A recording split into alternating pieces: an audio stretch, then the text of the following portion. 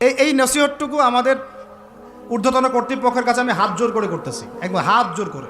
5টা ডিপার্টমেন্টে এই দেশটাকে শক্তিশালী করতে হবে। কয়টা ভাই? 1 নাম্বার শিক্ষা, 1 নাম্বার প্রত্যেক মুসলমানকে কোরআন এবং সুন্নাহর শিক্ষায় শিক্ষিত করতে হবে।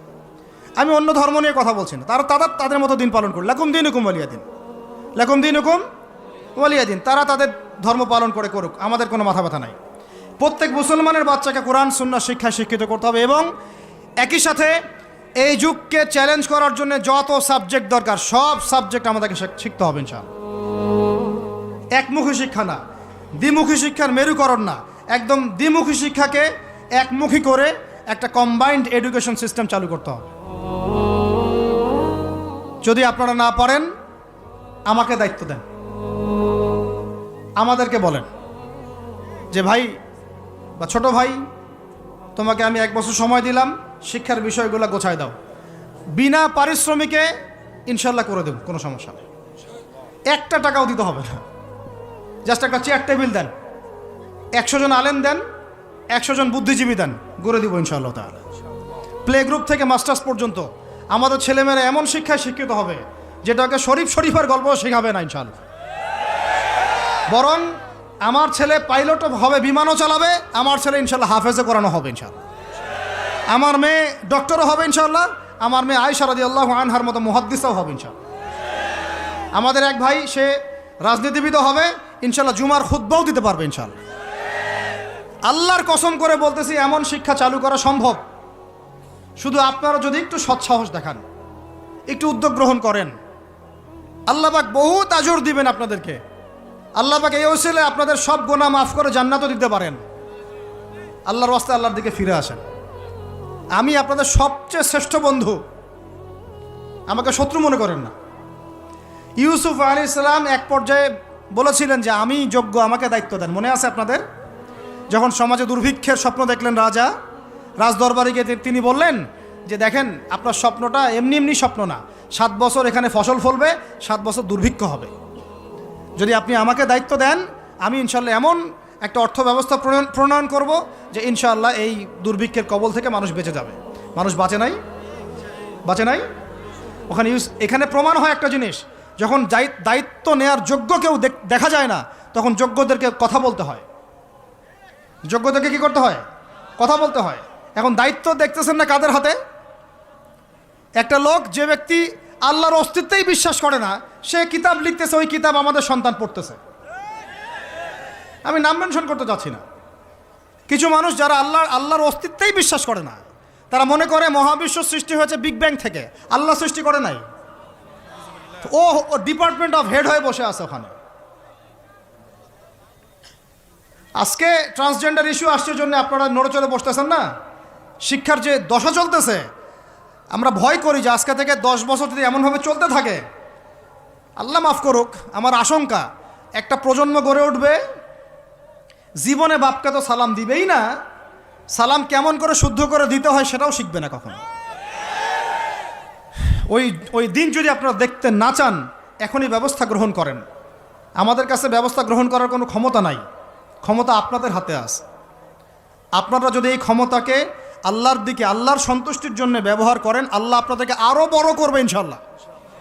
যদি আল্লাহর জন্য এটা আপনার আল্লাহর জন্য ব্যবহার না করেন, এগুলোকে প্রশ্রয় দিতে থাকেন, বিশ্বাস করেন ভাই, ফেরাউন টিকতে পারে নাই, নমরুদ টিকতে পারে নাই, আদ জাতি টিকতে পারে নাই, সামুদ টিকতে পারে নাই, নুহের কওম টিকতে পারে নাই, কমে লুত টিকতে পারে নাই, কমে মাদিয়ান টিকতে পারে নাই, আসহাবুল আইকা টিকতে পারে নাই, মুসার কম বানু ইসরাইল টিকতে পারে নাই। আমরা কোন ক্ষেত কি মূলা, আমরা কোত্থেকে আসলাম? আমরা এগুলো চালায় যাবার আল্লাহ পাক আমাদেরকে একদম জান্নাতুল ফেরদৌস দিবেন এমনটা মনে করছেন? হাদিস কত চমৎকার, কত সুন্দর হাদিস। লাউ ইয়াহদি আল্লাহু বিকা রাজুলান ওয়াহিদান খায়রুল লাকা মিন হুমুরিন নাম। তোমার দ্বারা যদি একটা মানুষও আল্লাহর দিকে ফিরে আসে, আল্লাহওয়ালা হয়ে যায়, লাল উট কুরবানি করার চেয়ে বেশি নেকির কাজ। তোমার একটা দাওয়াতে যদি মানুষ আল্লাহর দিনের দিকে ফিরে আসে, ওই আমলকারী সব নেকি তুমি পাবা। যদি একজন সৎ নেতা দাঁড়ায় যায়, বলে যে আমরা প্রাইমারি লেভেলেই ক্লাস 1 থেকে 5 পর্যন্ত যে সময়টুকু, এই সময়টুকুর মধ্যে আমাদের বাচ্চাদেরকে কোরআন তেলাওয়াত করা বাধ্যতামূলক করে দিলাম, সিলেবাসভুক্ত করে দিলাম, ওই নেতার উপর আল্লাহ রহম করবে ইনশাআল্লাহ। সেই নেতা কোথায়, কে আছে সেই সাহসী নেতা? আমি আপনাদেরকে বলি যারা রাজনীতি করেন, কারণ আমার সাথে আপনাদের কোনো শত্রুতা নাই, আর আমি আপনার শত্রুও না, বরং বন্ধু। আপনারা যারা রাজনীতি করেন, এমন একটা নেতা খালি বের করে দেন, এমন একটা নেতা হয়ে যান খালি ওমরের মতো। আল্লাহ পাক তৌফিক দান করেন আপনাদেরকে, যে আপনারা যদি কোরআন শিক্ষাটাকে বাধ্যতামূলক করে দেন, নবীর হাদিস শিক্ষাগুলোকে বাধ্যতামূলক করে দেন, সিরাত নবীর জীবনী চর্চাগুলোকে বাধ্যতামূলক করেন উচ্চ মাধ্যমিক লেভেলে, দেখবেন এই ছেলেপেলেগুলো আর ওই ইয়াবাখোর হবে না ইনশাআল্লাহ। এরা ওই টিকটক, ফেসবুক আর পাবজি, ফ্রি ফায়ার নিয়ে পড়ে থাকবে না। এরা কিশোর গ্যাংয়ে যোগ দিবে না, এরা জেনা করবে না ইনশাআল্লাহ। এগুলো আপনি ঠেকাতে পারবেন না তো, জেনা ঠেকাতে পারবেন না এখন আপনি। এরা ফ্রি মিক্সিংয়ে চলে গেছে, সবার ফোনে ফোনে পর্ন দেখতেছে। ওরা বাচ্চাদেরকে ধরে ধরে রেপ করতেছে। এখন ছেলে মেয়ের আদমশুমারি যদি করতে পারেন, একটা কুমারিত্ব শুমারি করে দেখেন, 18 বছরের কম কত মেয়ের সতীত্ব নাই, 21 বছরের কম কত ছেলে সতীত্ব নাই, আপনি টেস্ট করে দেখতে পারবেন। এই হলো সমাজের অবস্থা। এখন চলতেছে সমকামিতা, সমকামিতা। আল্লাহর লুতের গজব নেমে আসবে, লুত আলাইহিস সালামের কওমের গজব নেমে আসতে পারে। আল্লাহ হেফাজত করেন আমাদেরকে। সমকামিতা বৈধ করে গিলিয়ে খাওয়ার জন্য ট্রান্সজেন্ডার চালু করতেছে এরা।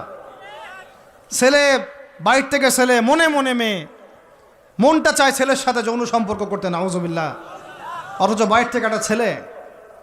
সমস্যাটা মানসিক না? 3 দিন টানা সকাল বিকাল কারেন্ট শর্ট দেন মাঠের মধ্যে, সব সমস্যা ঠিক হয়ে যাবে ইনশাআল্লাহ। 3 দিন, বাস 3 দিন থেরাপি দেন, ঠিক হয়ে যাবে।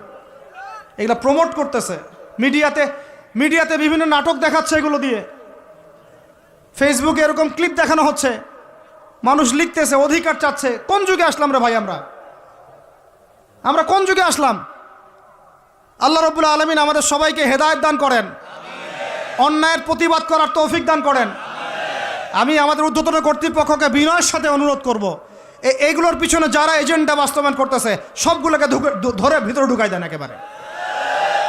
7 দিন রিমান্ডে রাখেন, ঠিক হয়ে যাবে ইনশাআল্লাহ। আপনারা খালি দাড়ি টুপি পাগড়ি জুব্বা দেখলেই সন্ত্রাসী মনে করেন? এরা তো স্পষ্ট সংস্কৃতির সন্ত্রাস, স্পষ্ট শিক্ষা সন্ত্রাস। আমাদের ছেলেপেলেদেরকে ছেলে জেনা করানোর দিকে নিয়ে যাচ্ছে এরা। কালকে যদি আপনার ছেলে একটা ছেলেকে বিয়ে করে, আপনি খুশি হবেন? আস্তাগফিরুল্লাহ, নাউজুবিল্লাহ। আল্লাহ পাক আমাদেরকে হেফাজত করেন, আল্লাহ পাক আমাদেরকে মাফ করেন। আপনার মেয়ে যদি কালকে একটা মেয়েকে বিয়ে করে নিয়ে আসে, আপনি সমাজে মুখ দেখাবেন কিভাবে? তো এগুলো এখন যদি না থামাই, তাহলে কখন থামাবেন? ওই যে বললাম, সুদ যখন চালু হয়েছিল আমরা সবাই কিন্তু প্রতিবাদ করি নাই। এখন সবাই সুদখোর হয়ে যাচ্ছে দিন দিন। আমরা যে অনেকে তাহাজ্জুদ পড়ে কান্নাকাটি করি, আল্লাহ দোয়া কবুল করো, এইটা করো সেইটা করো। দেখেন দোয়ার বেশিরভাগই কবুল হয় না।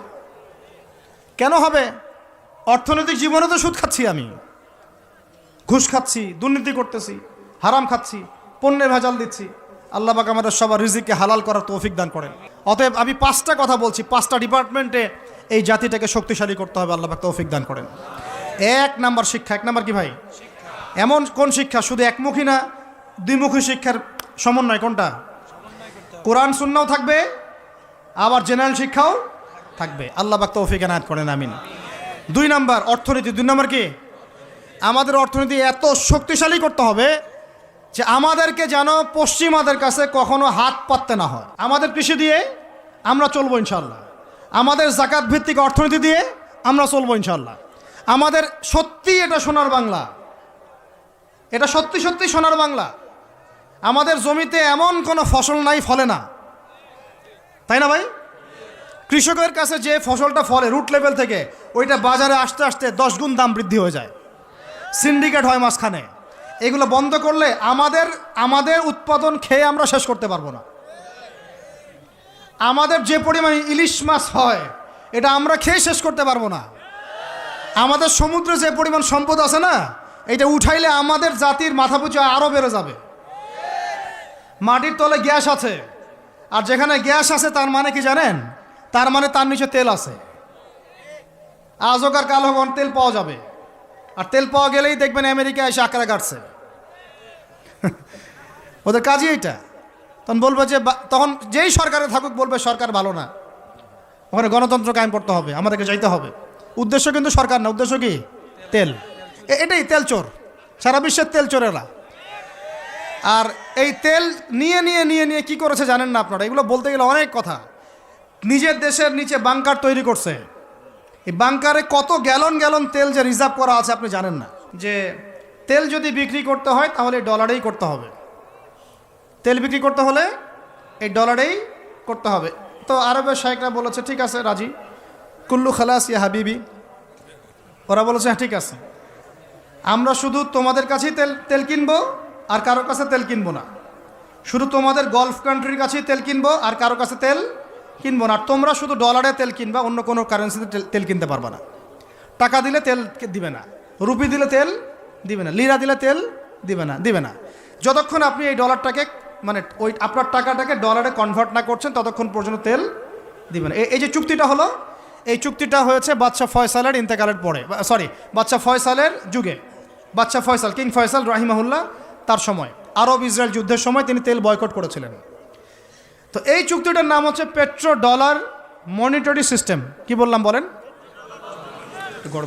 Petro dollar monetary system. এখন বলেন ওলামায়ে কেরাম তো অনেকে আছেন এখানে, বলেন তো এই চুক্তিটা জায়েজ না জায়েজ?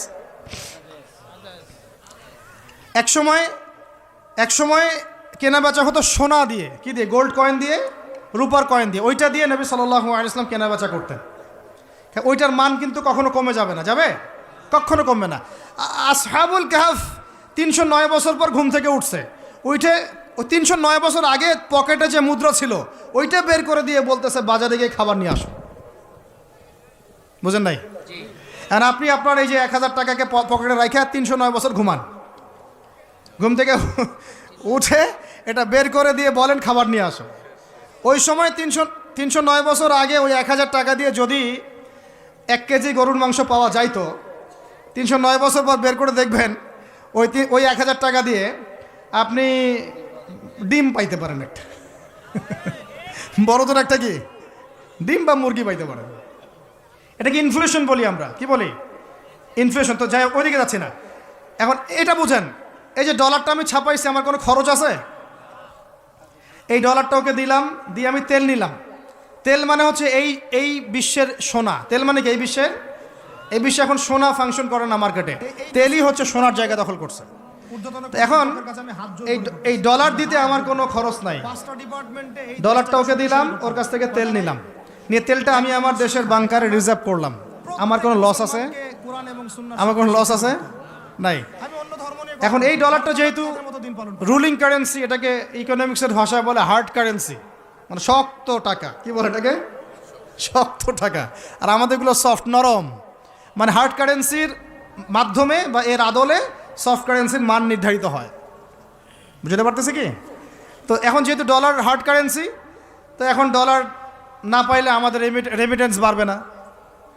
তো এখন আরবরা ডলার নিয়ে জমানো শুরু করলো, আর মাশাআল্লাহ উঁচু উঁচু বিল্ডিং নির্মাণ করা শুরু করলো, আর ওই যে অরিজিনাল যেটা সম্পত্তি তেল ওটা দেওয়া শুরু করলো আর কি। এই হলো আয়ের উৎস।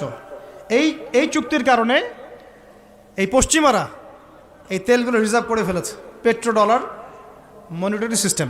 তা আমি বলতে চাচ্ছিলাম অর্থনীতি এত সমৃদ্ধ করতে হবে যাতে করে আমরা ওদের কাছে হাত পাততে না হয়। এই জন্য আমার দেশের মধ্যে প্রচুর সম্পদ আছে, গ্যাস আছে, তেল আছে, আমাদের এখানে কিন্তু চুনাপাথর আছে, আমাদের এখানে সামুদ্রিক প্রচুর সম্পদ আছে। এবং ওইটা যদি ভালো করে থিসিস করা হয় দেখবেন ওখান থেকে আরও অনেক কিছু বের হবে ইনশাল্লাহ। হ্যাঁ, হ্যাঁ, মাশাআল্লাহ, ভেরি গুড। এটা বলতে চাচ্ছিলাম আমি, আমাদের সমুদ্রে ইউরেনিয়াম পাওয়া গিয়েছে। কেমিস্ট্রিতে কারা পড়েছেন? কেমিস্ট্রিতে কেউ পড়েন না এখানে? ইউরেনিয়ামের নাম শুনেন নাই? সবচেয়ে সেরা মূল্যবান ধাতুগুলোর একটা। এগুলো যদি সুষ্ঠুভাবে তোলা হয়, আর যদি দুর্নীতি না থাকে, সরকারি সুষ্ঠু ব্যবস্থাপনা থাকে, সরকারের যেই থাক না কেন, বাংলাদেশ সমৃদ্ধ হবে ইনশাআল্লাহ। এরপর আবার কৃষি আছে, আমাদের জমি মানে সোনা, যা ফলাবেন তাই ফলবে এখানে, যা ফলাবেন। সৌদি খেজুর পর্যন্ত চাষ হচ্ছে এখন এখানে। চিন্তা করা যায়। মাছ, আমাদের বলে না মাছে ভাতে বাঙালি, এই মাছ খেয়ে আমরা শেষ করতে পারতাম না। আমরা তো আমাদের শত্রু নিজেরাই। মাছকে আপনি ফরমালিন দিয়ে নষ্ট করছেন, খাদ্যে আপনি ভেজাল দিয়েছেন, বাজারে আপনি সিন্ডিকেট করে দাম বাড়াইছেন। আমাদের গার্মেন্টস শিল্প, যে পোশাকগুলো আমরা নির্মাণ করি, এগুলো আমাদের পরে শেষ করতে পারতাম না আমরা। এগুলো এখন বেশিরভাগই বাইরে যাচ্ছে। তো অনেক প্রবলেম। এই জিনিসটা এক কথায় উত্তর হচ্ছে, যদি আমরা অর্থনীতি সমৃদ্ধ করতে না পারি, আগামী বিশ্বকে আমরা চ্যালেঞ্জ করতে পারবো না। উপরে যে বা যারাই থাকেন তাদের সাথে আমাদের কোনো দ্বন্দ্ব নাই। আমাদের একটা আহ্বান, উদাত্ত আহ্বান, করজোর অনুরোধ, শিক্ষার সাথে সাথে অর্থনীতি সমৃদ্ধ করার চেষ্টা করতে হবে। এর পথে বাধা কি তাহলে? এর পথে বাধা হচ্ছে দুর্নীতি। বাধা কি বলেন? এই একটা অভিশাপ জাতির উপর থেকে না সরাতে পারলে এই সোনার বাংলা আমরা গড়তে পারবো না ভাই। 50 বছর থেকে আমরা পারতেছি, কিন্তু প্রয়োজনের তুলনায় এটা যথেষ্ট না। আমাদের টপ টু বটম সবাই দুর্নীতির সাথে কম বেশি সম্পৃক্ত হয়ে যাচ্ছে। আল্লাহ পাক আমাদের সবাইকে হেফাজত করেন। এগুলো অন্যের সম্পদ আত্মসাৎ করলে পরে আল্লাহ ইবাদত কবুল করবেন না। আল্লাহ পাক আমাদের সবাইকে সৎ হওয়ার তৌফিক দান করেন, সততা বজায় রাখার তৌফিক দান করেন। আর 3টা জাস্ট পয়েন্ট বলে শেষ করে দিব। 3 নম্বর পয়েন্ট হচ্ছে, আমাদের যুব সমাজকে নিয়ে সত্যিকার অর্থেই একটা কর্মমুখী পরিকল্পনা প্রণয়ন করতে হবে। কারণ আমাদের অন্যতম একটা সমস্যা হচ্ছে বেকারত্ব। সমাজের যুবকরা দেখেন না, যে জেনারেশনটা যুদ্ধ করেছিল আমাদের বাংলাদেশের মাটিতে, এই জেনারেশনটা কি তারা পারবে? ওদের কি সেই ফিটনেস আছে? ওদের সেই কি প্রশিক্ষণ আছে? ওদের কি সেই খাদ্যাভ্যাস আছে? ওদের কি সেই চেতনা আছে? আমি তো নিজেও ইংলিশ মিডিয়ামে পড়েছি। আমাদের ব্যাকগ্রাউন্ডে এমন অনেক স্টুডেন্ট ছিল যারা ভাষা দিবস, শহীদ দিবস নাম ওটা কবে সেটা বলতে পারে না। 7ই মার্চ কি হয়েছে তারা জানে না। 16 ডিসেম্বর কি দিবস ওরা জানে না। এরকম বহু আপনি স্কুল জরিপ করেন, বহু English medium, English version school আছে, ওরা জানে না এগুলো কি। ওরা এগুলো পড়ে না, জানে না। সংস্কৃতির কথা বলি, ভাষার কথা বলি, গৌরবের কথা বলি, এগুলো আমাদের গৌরবের জায়গা। কিন্তু আপনি দেখেন প্রত্যেক মোড়ে মোড়ে হিন্দি গান বাজতেছে, বাংলা গান কয়জন শুনতেছে?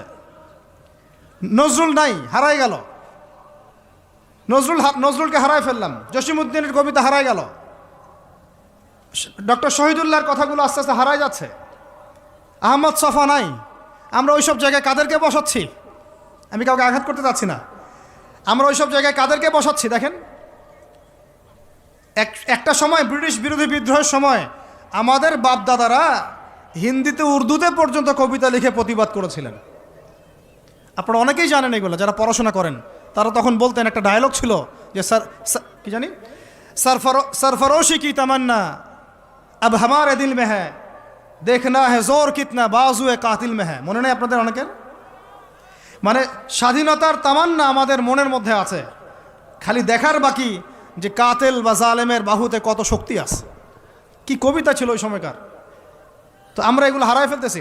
আমাদের ইয়াং জেনারেশনকে যেমন করে কোরআন সুন্নাহ শিক্ষিত করতে হবে, দেশ, জাতি, ঐতিহ্য, সংস্কৃতিতেও বলিয়ান করতে হবে।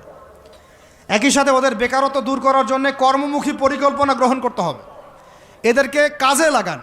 বেকার বসে আছে, অলস, সারাদিন মাথার মধ্যে দুনিয়া শয়তানি, সারাদিন মোবাইল, লুডো খেলে, পাবজি, ফ্রি ফায়ার, এগুলো কাজ নাই, কোনো কাজ।